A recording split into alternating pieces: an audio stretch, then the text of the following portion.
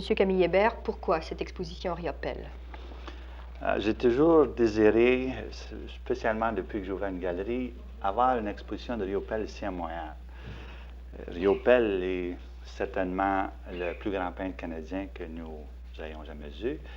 Il vient d'être confirmé à la Biennale de Venise en gagnant le prix de l'UNESCO. Et ça me paraissait un point d'honneur de montrer, même dans un domaine restreint, son œuvre ici au public de la province de Québec. C'est certainement un des peintres canadiens dont la cote est le plus élevée à l'heure actuelle. À combien est-elle à Paris? À Paris, sa cote est de 150 $ le point. Et est-ce que vous pouvez nous expliquer qu'est-ce que c'est? Qu'est-ce qu'il faut entendre par le point?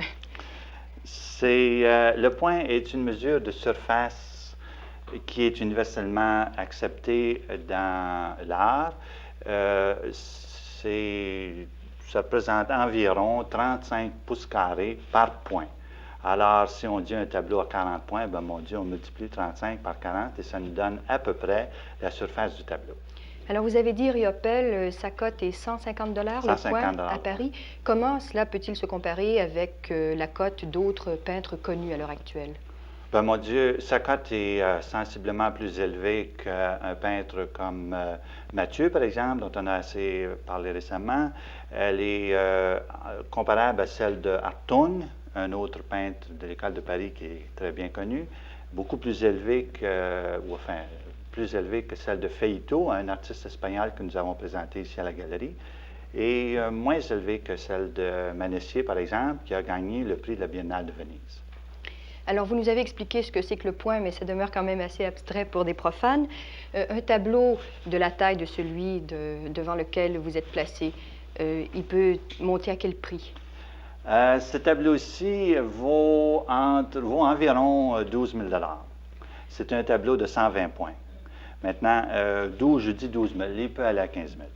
Est-ce que vous pensez vendre beaucoup de tableaux de Riopelle à ce prix-là? Bien, peut-être à ce prix-là, oui, peut-être pas des tableaux de cette importance-là ou de cette grandeur-là, mais nous avons à la galerie des plus petits tableaux. Et je suis persuadé ensemble que plusieurs de nos amateurs canadiens ici sont intéressés à s'en procurer. Quand des visiteurs viennent à la galerie et qu'ils achètent un tableau, est-ce que vous pouvez assez facilement faire la différence entre celui qui est véritablement amateur, qui aime un tableau, ou celui qui veut un peu spéculer sur la valeur marchande du tableau? Je crois qu'en général, c'est assez facile.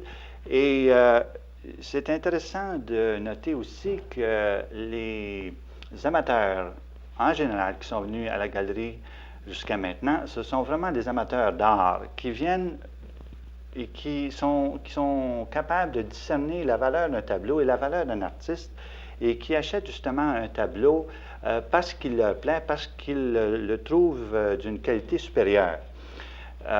Comme vous le savez, les spéculateurs, ben mon Dieu, prendront le téléphone, appelleront une des grandes galeries de Paris ou de New York et diront, ben achetez-moi ou réservez-moi 6 Riopelle ou 6 Hartung, simplement parce qu'ils croient que la cote de ces peintres-là va monter.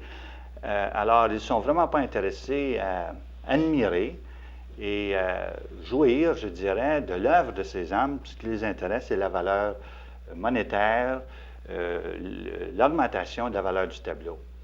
Tandis que l'expérience que nous avons eue n'est pas celle-là avec le public montréalais. Merci, M. Hébert.